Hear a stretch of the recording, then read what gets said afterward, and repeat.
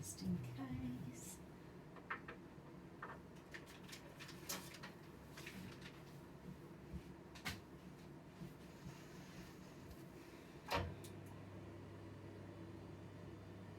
Yeah, so his main thing is just in his head, he can't get out. Yeah. He's stressing to the max about everything. Yeah. Yeah. Is he sleeping okay? Yeah, I think so. Yeah, I think so. He's getting a good amount of sleep. Yeah. Does he just have a big list of stuff to do as long as his arm every day and Yeah. yeah.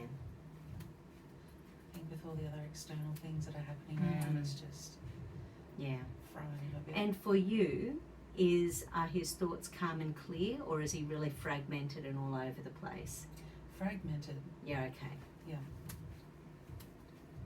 So it's like we were saying, he knows all this stuff and he knows what he knows, but he forgets that other people don't know what he knows. Yeah. So trying to get it out there is like, you know. Yeah. Yeah. Yeah. It's not being able to put it in the right order at the right time kind of thing, yeah. Yeah, so essentially a defrag.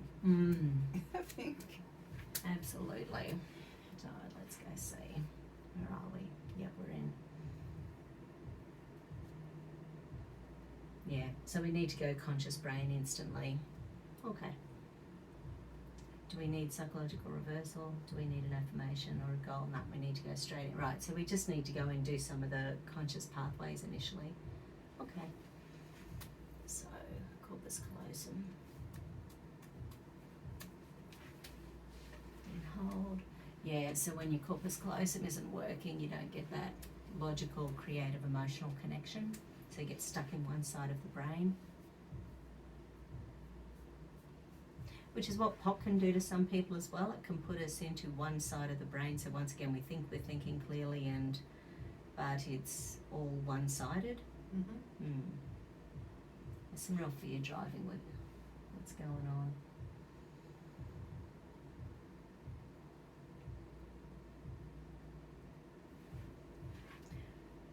Is he a bit explosive with his emotions at the moment? More than what he normally is, yeah.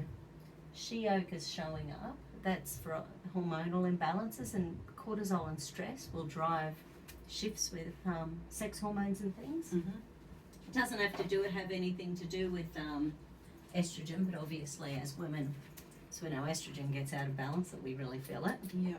Yeah. Don't we? Yeah. Just a little. Okay, corpus callosum. And hold. Beautiful. Okay, so trust and trust issues.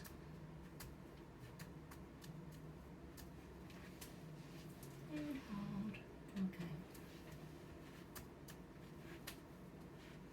Once we're clear in the clear, we'll also check in relation to universal law and universal trust, because I think that's a big part of his stress as well. Knowing big pictures and wanting to bring it back into his own backyard or into his own sphere of, you know, what he can do about it right now.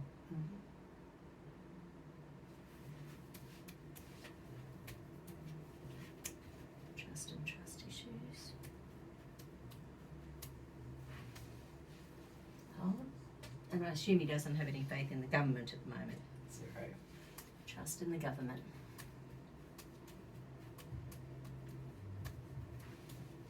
And hold. Yeah. Sorry. No. It tried. Yeah. That one's a pain and punishment circuit. Okay.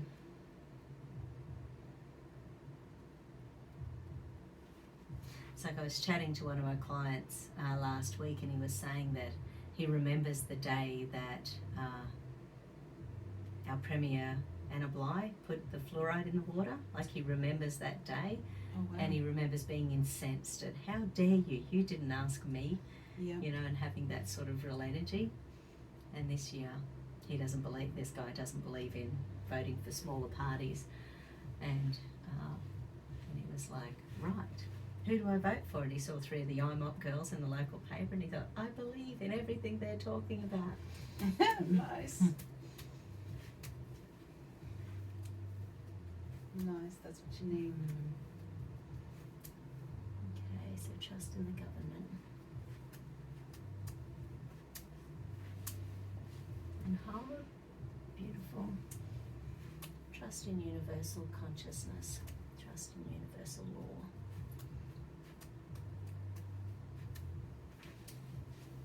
Hold. Ay, nearly.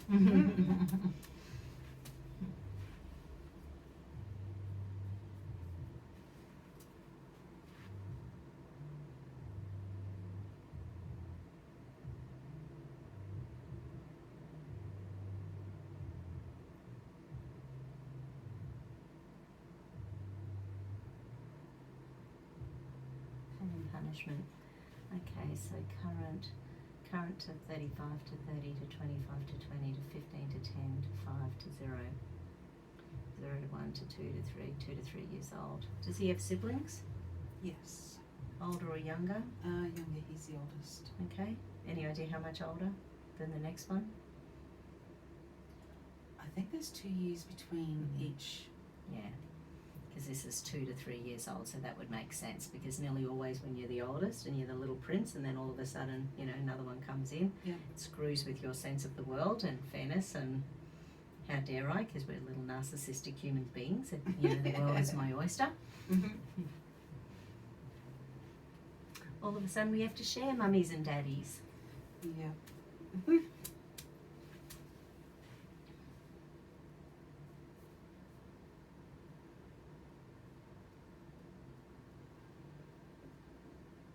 Okay. So something around that time. Any idea what his parents were like at that time or anything? No, not really. Yeah, so around that time, something set up a pain and punishment circuit that made him distrust. Yeah, okay, so if you think about government, they're supposed to protect us. Yeah. So if you imagine something happens between 2 and 3 years old, it's going to be something about being bonding or feeling safe and secure in the world, you know, around you. But that can even be, you know, mum getting a job or dad getting a job or having to move house, or it doesn't have to be any big bombshell. Yeah. Just something there to change his trust. Something that rocks our world, yeah, as a little human.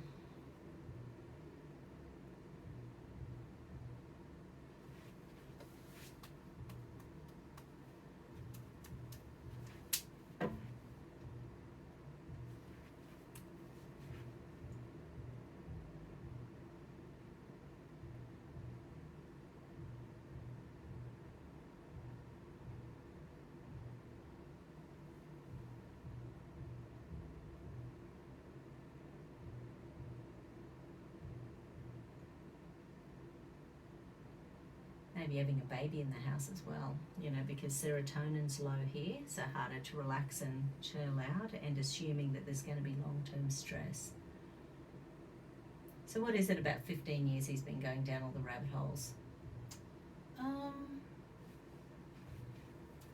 think his first awakening of the whole thing was probably around 1999. Wow, that's a long time to know stuff. Yeah.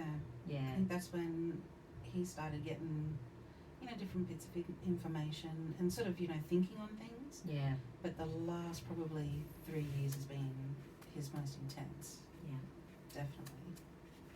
How long you guys been together? 9 years. Yeah, okay. I think. Yeah. Yeah, 9 years, 10 years, something like Yeah. that.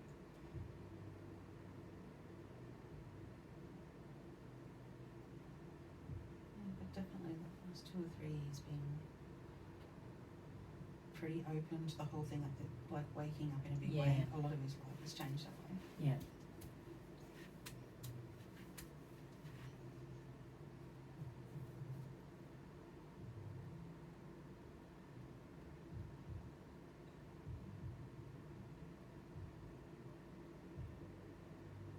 Enough individual people have to wake up so that we, you know, become powerful as a big group. Yeah, exactly. Exactly. It's like this year is not the year to be scared. No, no.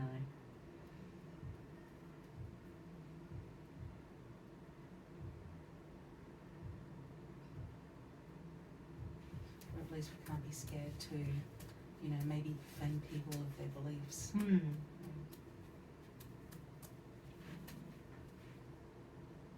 Yeah, at pre-polling, one of the guys was a Russian dude, and his dad's a professor of physics or something, so his whole family considers themselves very, very Knowledgeable. scientific and knowledgeable, and so he sort of came over and he said, so, what do you think about the whole COVID fear thing? I said, yeah, don't get me started. And anyway, so we chatted for an hour, as you do. Yeah, discussing all the numbers. No excess mortality anywhere in the world. Redistributing the deaths just under, you know. Yeah, that's it. Under the guise of creating the fear. People still aren't seeing it, even though governments are coming out and like, I think we're 9%. 9% of our deaths are actually from COVID. Yeah, like actual recorded ones. Yeah. Yeah, like proper ones.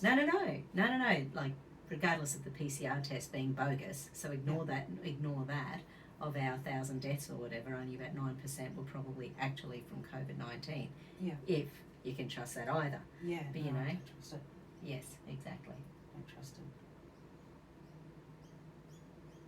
I think we're doing really good. So considering last year on the world count was, what, 576 million people? Was that it? 576,000 people died from the common flu. Yeah, right. Yeah, that's exactly. That's on the world meters, so 576,000, yeah. Mm-hmm. And it always makes me laugh when people say, like, we had 200 deaths. I'm like, yeah, but that's still not the same as what there was like last year for the common cold and flu. Yes. It's craziness. It is. Yeah, and this is with the running tally and the bogus deaths and everything. Yeah. It's pretty... Yeah. No one, like even Sky News, I haven't seen anyone on mainstream media question the PCR tests. You know, they're just not talking about it. No. So it's like they've all got their political agenda for making either Labor or Liberal look bad as well. So therefore they're still running with that dynamic. I think there's been two, I couldn't tell you which one I saw them on. Was it the Bulk Report? I don't know, but they were talking about the tests and how the tests were bogus. And oh, really? Yeah. Okay. Good one, Andrew. Yeah, big, there was an issue with batches of them being faulty and stuff like that. Absolutely. So, and it was good. It was good to see that at least someone's reporting on it, which was, to me, really surprising. And the company we're buying a lot of them for, that BGI from China, and they're keeping a military database of our DNA. Yes. You know, that's a bit of fun.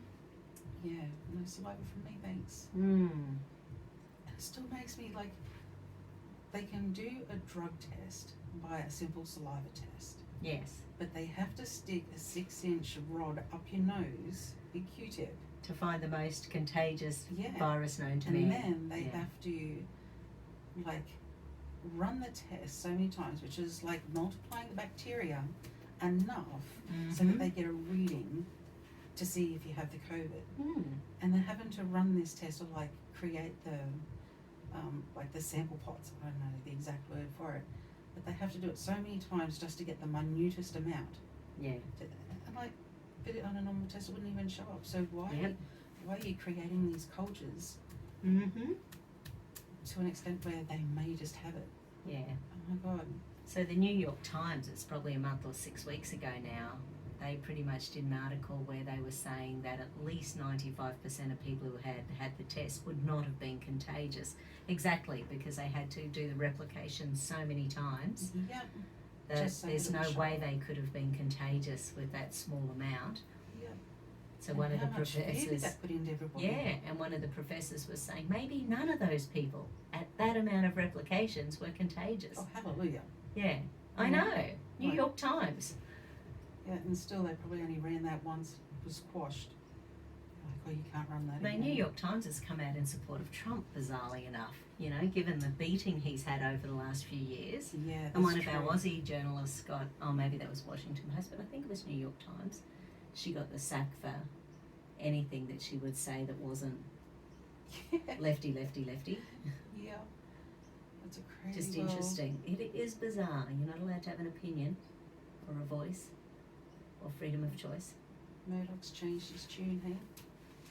It's going all about vote for the winning party. Interesting.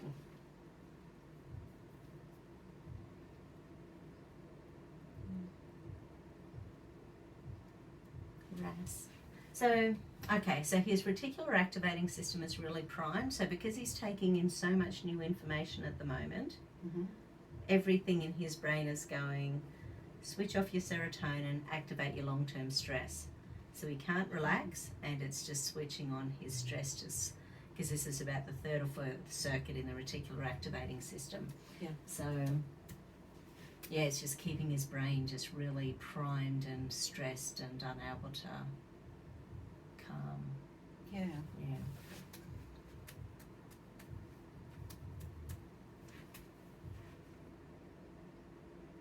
Okay, so from here, I think I'm going to go into some survival patterns, because that didn't show up initially. But because we've had so many RAS circuits, I'll just see if there's some survival stuff. Hold. Ah, there we go. Hold. Okay. Hold. Yeah. Found it. Hold. Hold.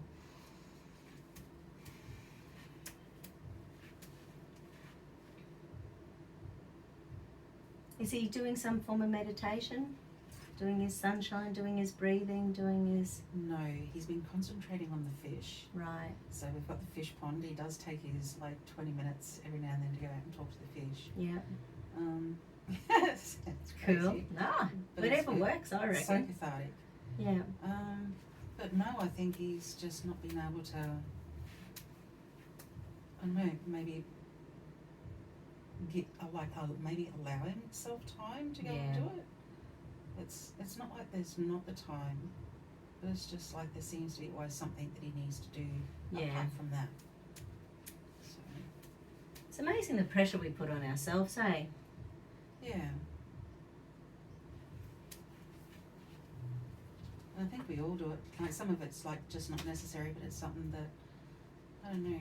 I think sometimes maybe you just sort of get switched to that pattern of going there's got to be something else for someone else rather than yourself. Yeah. And I think that's how he rolls. Sorry. Yeah. Flannel flower. He needs a hug. Needs an energetic hug. Oh, true.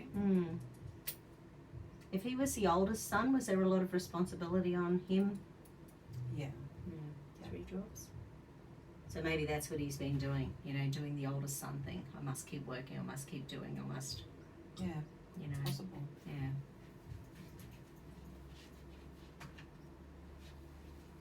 He does take all of his responsibilities seriously.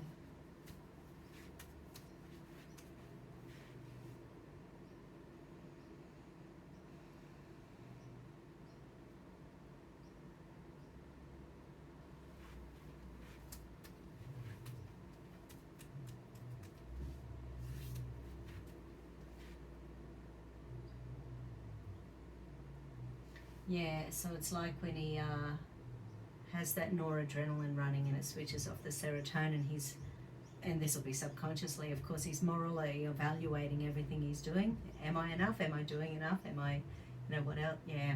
Yeah.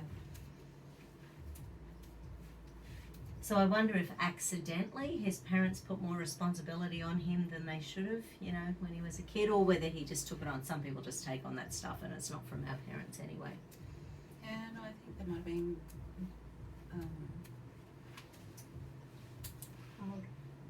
one of his siblings has health issues from birth, and Okay. I think he's always taken that role very seriously. Yeah, right. Very seriously. Yeah. And even to today he takes that whole Yeah. and I suppose he probably feels not responsible for any of it, but responsible for the care of it. Yeah. Yeah.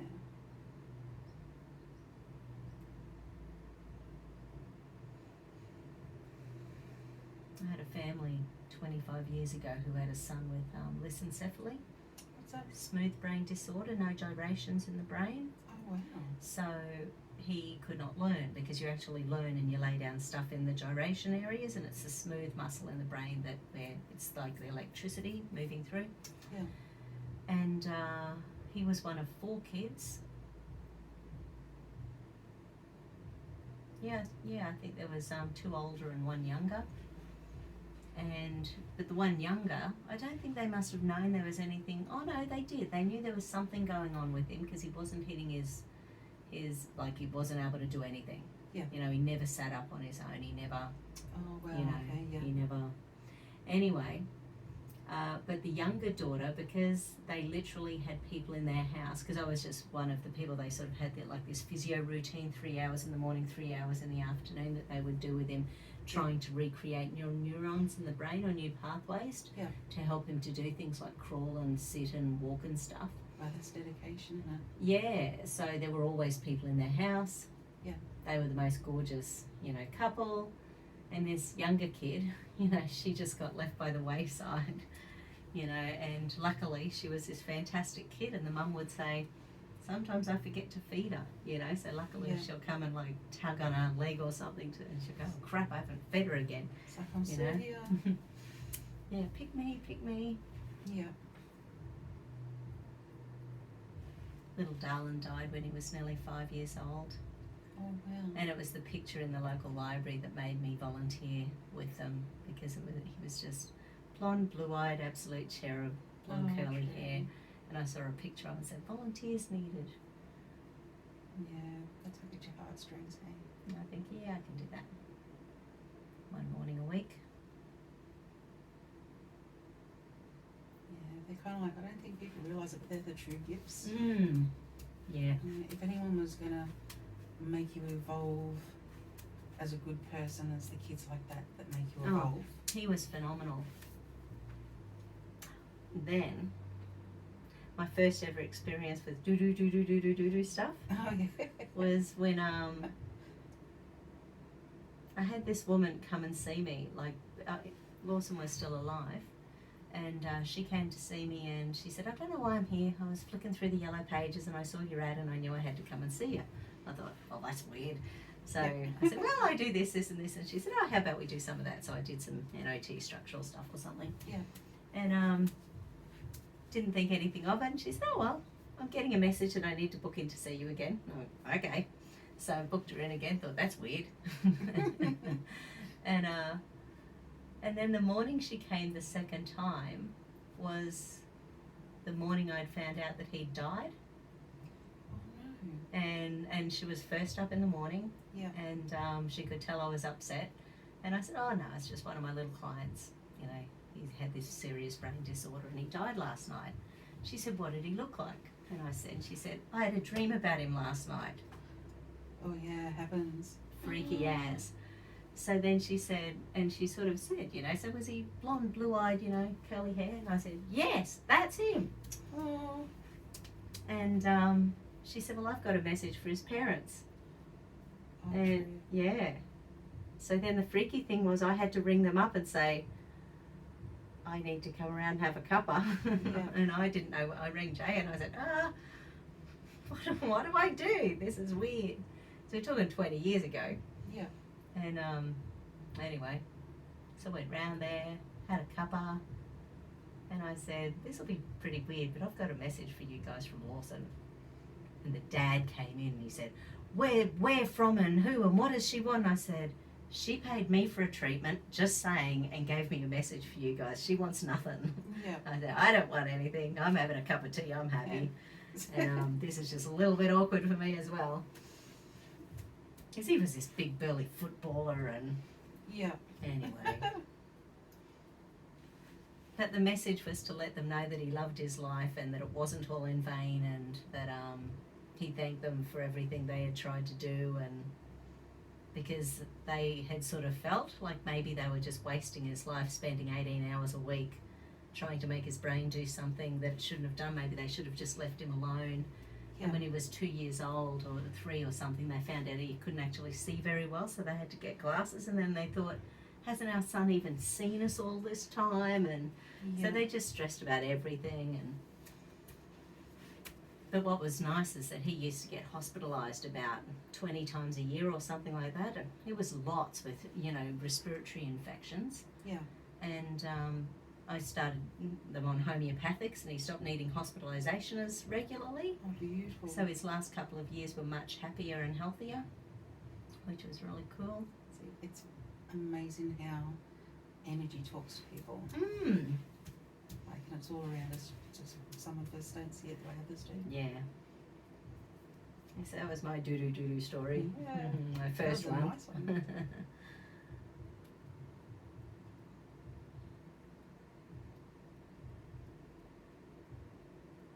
Energy's weird. Yes, isn't it? Weird in a good way. Attract the light. That's it. Where am I going? Reticular activating system. No. Has he been feeling his heart pumping? I don't know. I don't know. Gonna stack in his heart. Because the perihypothalamic grey matter is the area that sets up the physiology of fight and flight. So it can make your heart race, it can get the sweaty palms, it can, you know, get your body ready for the stress that's about to come when the tiger pounces. Yeah. So it's like that little area. So he's primed for stress all day, every day.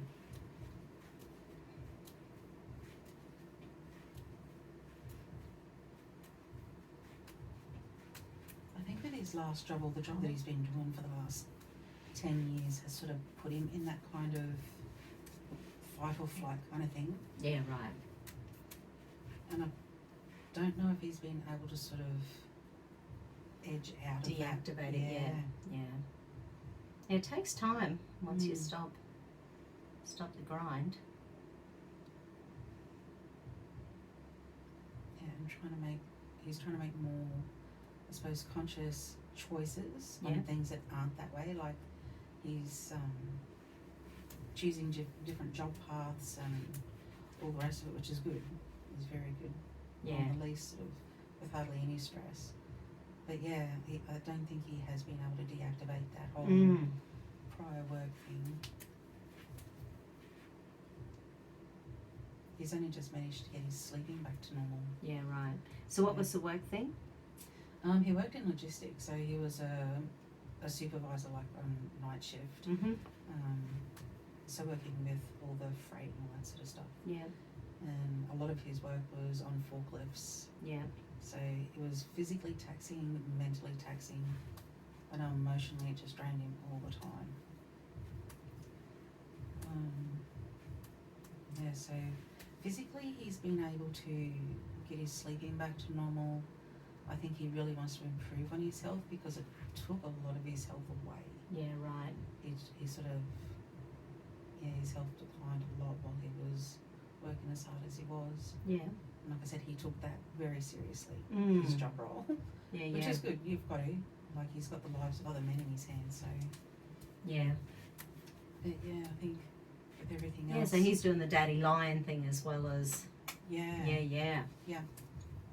Yeah, right. So he's a 2-year-old with a younger sibling and then with health issues. Yeah.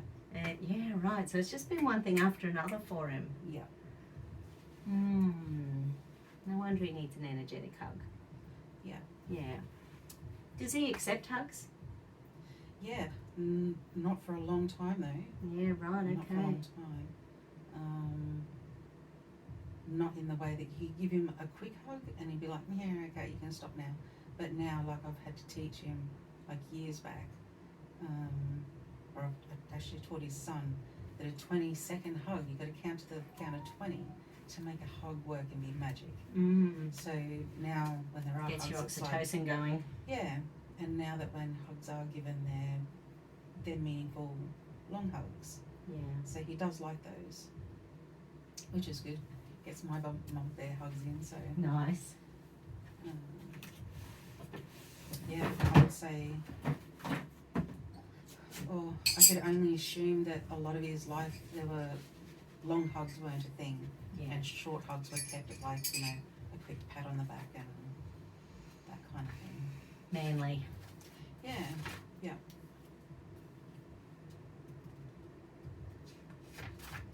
which is strange because he still likes to be a very tactile person. Yeah. I suppose it could be like a protection mode, I suppose.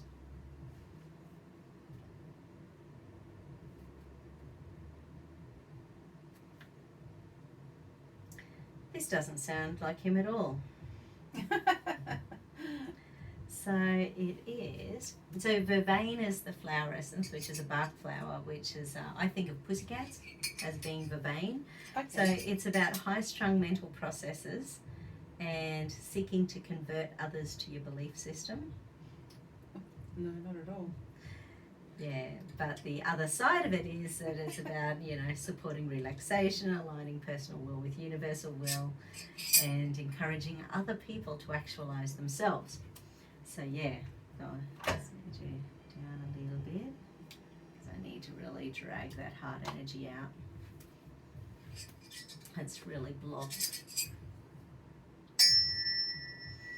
I take responsibility for my attitudes and now choose to kindly, gently, lovingly and supportively transcend my seeking to convert others to my belief system and my high-strung mental processes into all-encompassing love.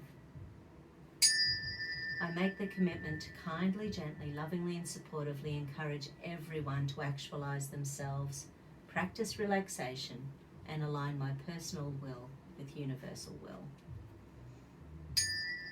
I take responsibility for my attitudes and now choose to kindly, gently, lovingly and supportively dissolve my seeking to convert others to my belief systems and my relentless overexertion and overextension of energies into all-encompassing love.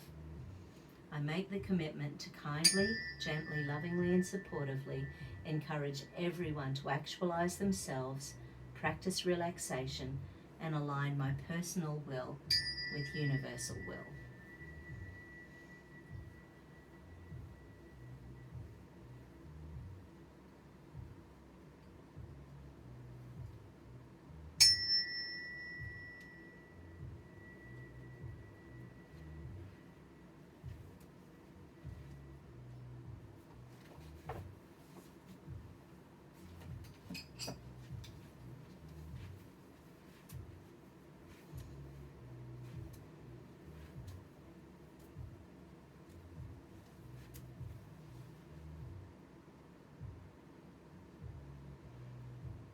Does he get a lot of self-confidence from when he works and doing a good job at what he does?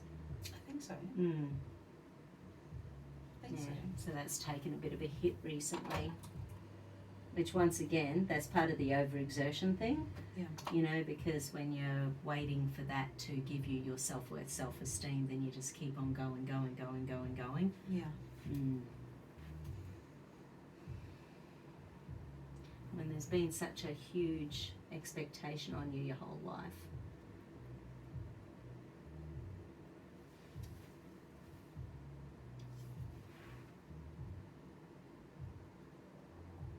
Yeah. So there's an imbalance with his passion, so obviously he's really passionate about some things, but it's like it's draining somewhere else and messing with his security.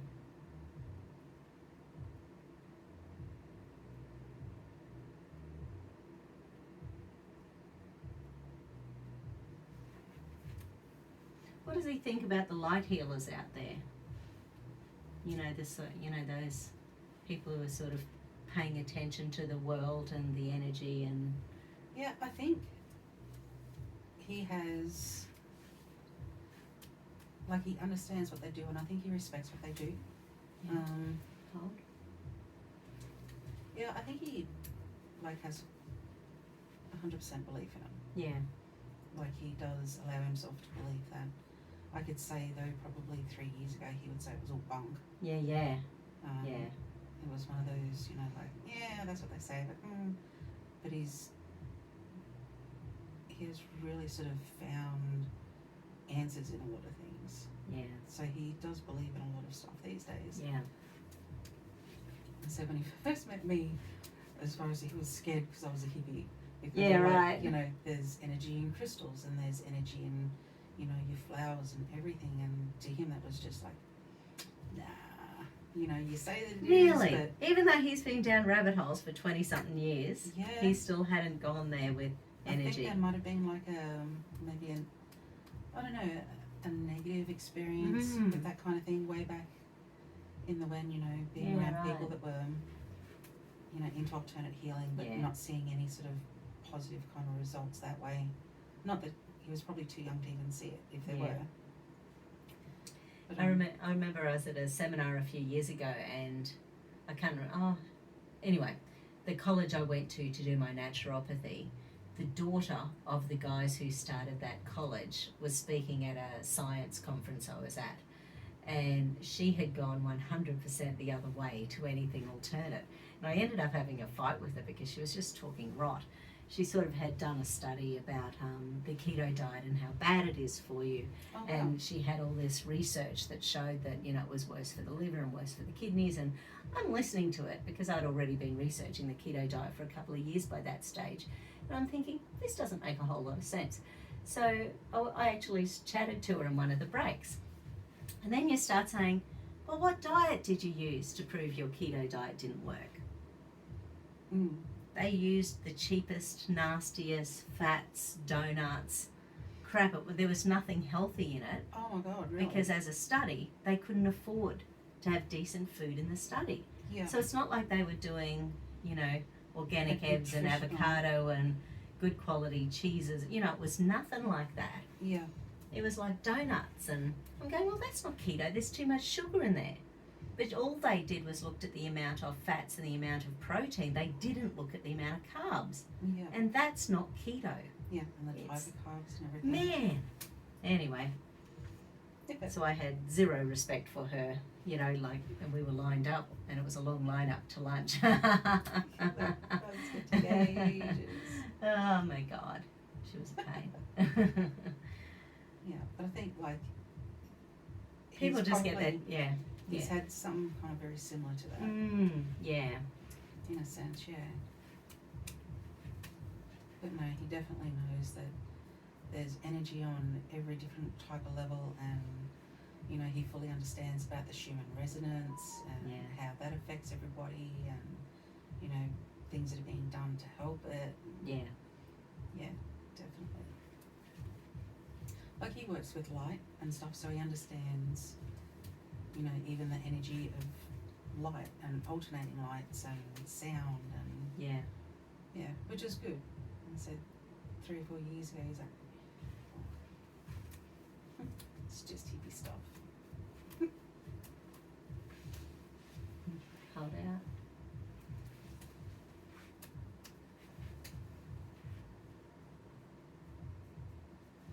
Voice. Yeah. They're funny.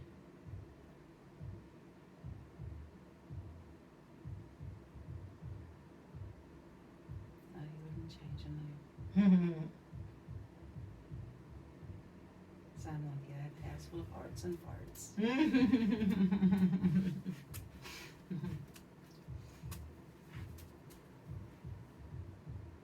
Bray's a good kid. He's an awesome kid. Like, considering everything that he has to adjust to and everything else, like, he's an awesome boy. Yeah. Yeah, he's like one of those kids that if you were able to pick your children, he's one that you'd pick, Yeah, nice. you know. Like I said, we're so lucky. So, he definitely could go any other way. But he's not, he's just such a thoughtful kid. Probably doesn't help that he listens in on all the conversations we have as adults.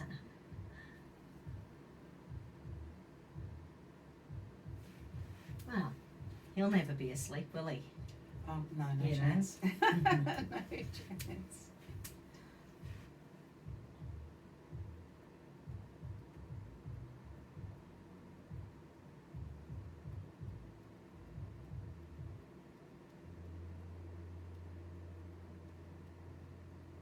Ah, so you'll be voting in Jimboomba or up at Gympie? Jim Bimble. Yeah. We didn't get anyone for Logan. No, Is that I didn't see anything slogan? there, Yeah.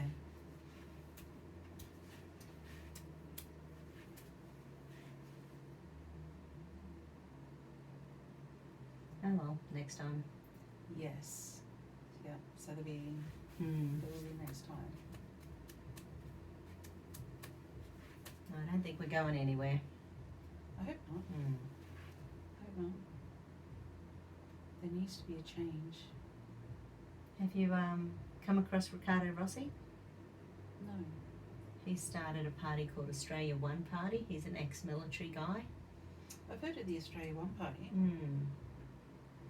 Yeah, so he's standing as an independent for Nicklin. It's not a registered party in Queensland, although lots of people think it is, but it's not yet. And yeah, bugger, he's up against a loner, which really sucks, you know, because we're sort of on the same wavelength, but, you know, he's up against our strongest candidate, which is a bugger. Yeah. But yeah, he definitely is talking big picture, Gender 21, Davos 2020. He's just talking the whole lot and saying, what the hell are these politicians doing? Yeah. We need to do this. And he actually feels like he's got a pretty good plan. But came in this morning and said, sorry guys, I'm not legalising marijuana. So he doesn't believe in that. So that still astounds me. That yeah, so many he doesn't people have a story, or he doesn't have the knowledge, or he doesn't have the science or something. You know, Yeah. there's something missing there. Doesn't understand the endocannabinoid system of the body.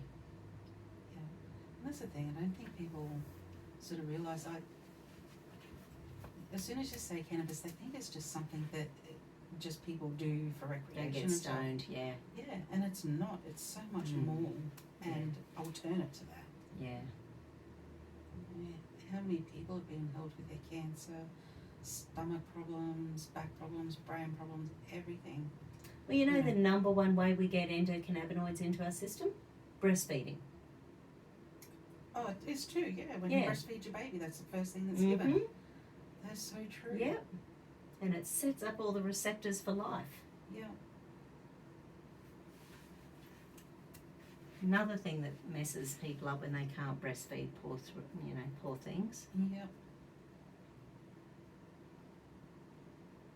Yeah, and in some cultures, you know, like over in the Himalayas and stuff like that, that's what the lactate mums, the pregnant mums are having while they're pregnant. Yeah, Like, right. Yeah. But they don't all smoke it, it's put in their food, they make teas from it. Chocolate brownies. Yeah. Lots of chocolate brownie.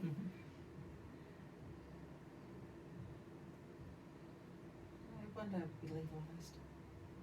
I think they have to really get rid of the stigma first. Yeah. Yeah, why would you legalise euthanasia before you legalise marijuana, Oh, it's crazy. which is legal in 170 countries or something like that Do you so know what? far? If they just let the old people smoke weed, if that's what they want to do, they'd be heaps happier and they wouldn't want to die. Yeah. Just simply. Yeah. Like, you know, their bones wouldn't be as creaky and And as the old. little old loves with dementia would probably just sit down and relax and watch TV rather than trying to escape their damn homes. Yeah, exactly.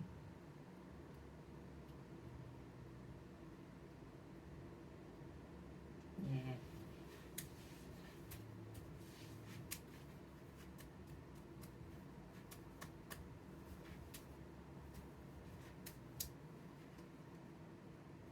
What I find strange is that in Australia, you can grow a datura plant knowing full well that it's one of the major causes of, like, brain dysphoria. Yeah.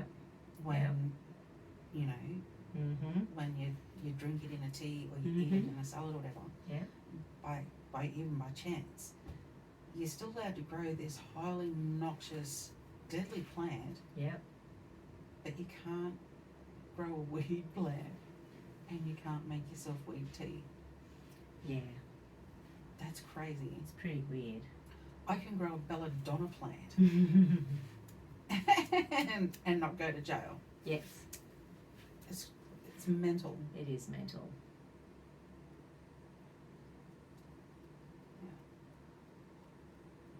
And I still haven't been able to work out, like myself, the reasoning why the government wouldn't, you know, legalise it. They stand to make so much money out of it. Yeah.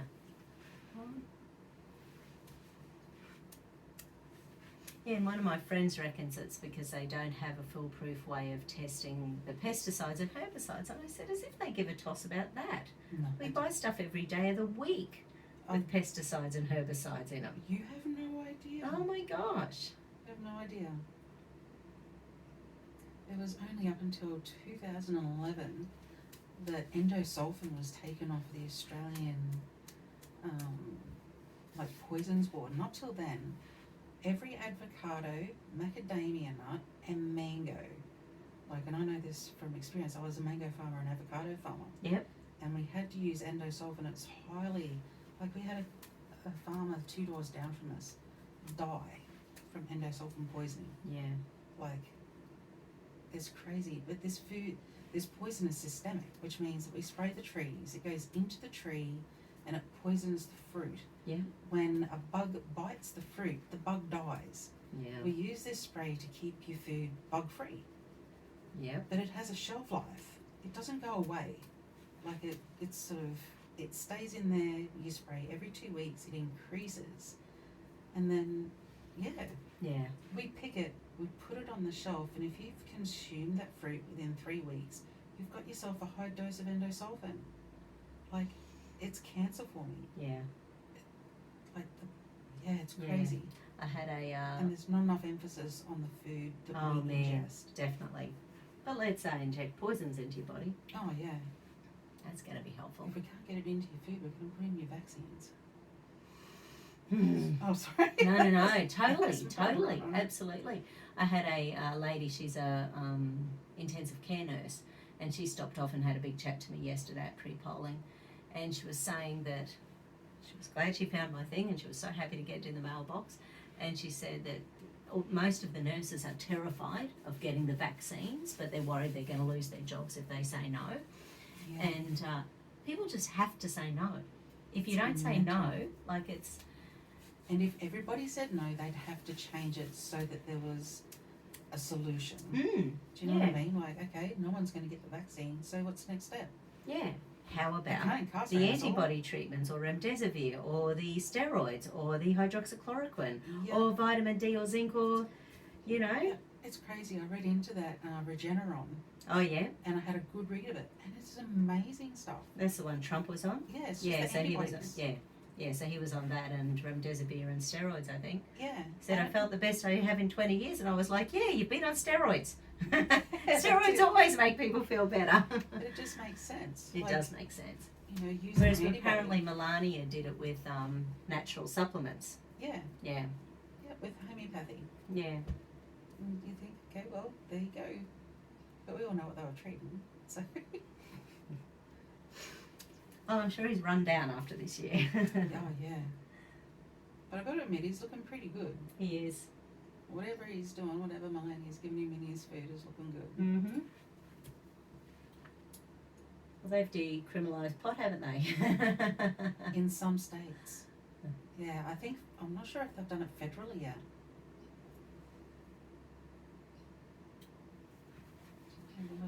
Have a look in there. If they don't do it here in Australia, I might have to become an American citizen. Oh, man. How do we get there, though? Yeah, I know. They won't let us out without a chip. Mm.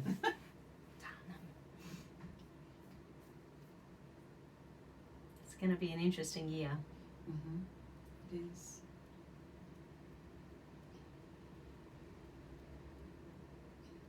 Okay, good.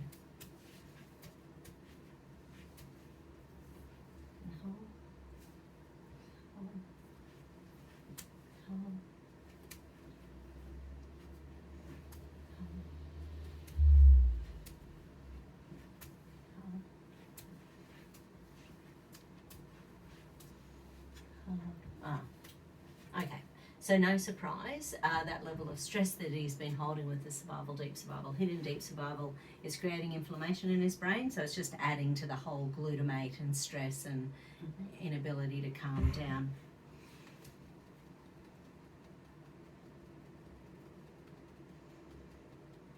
Calm the farm.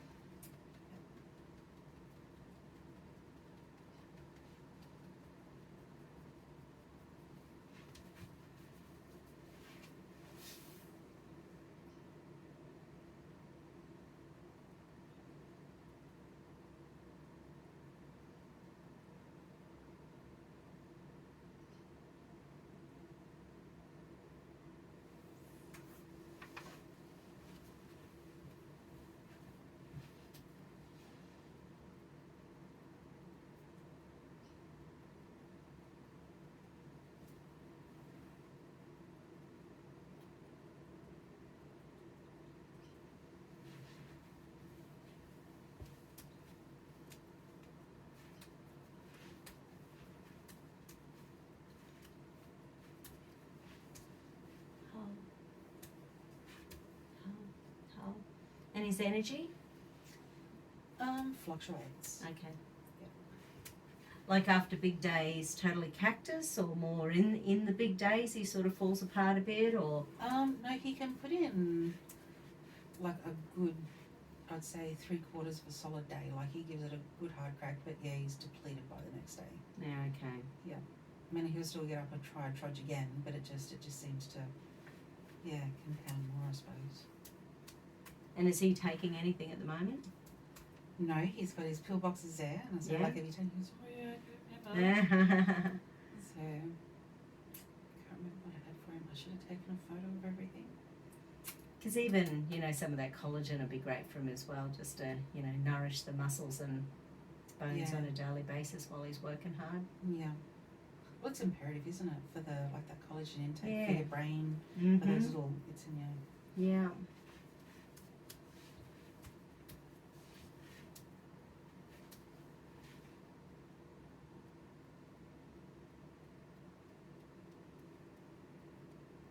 Beautiful.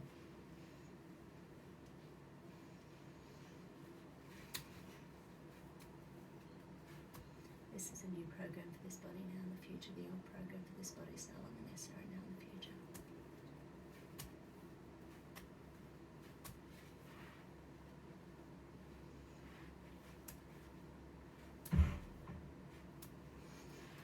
Oh, now make you back to you again. I am now 100% Isla. And hold together, and hold out. Beautiful, fantastic. How'd your lower back go? It was good. It was weird feeling. Yeah, being someone else. Yeah. Have you not done that before? No. Wow, cool. Yeah, it's definitely a different feeling. It's just like, yeah, it's me, but it's not me. Yeah, interesting, huh? Yeah. Crazy. Cool. Excellent.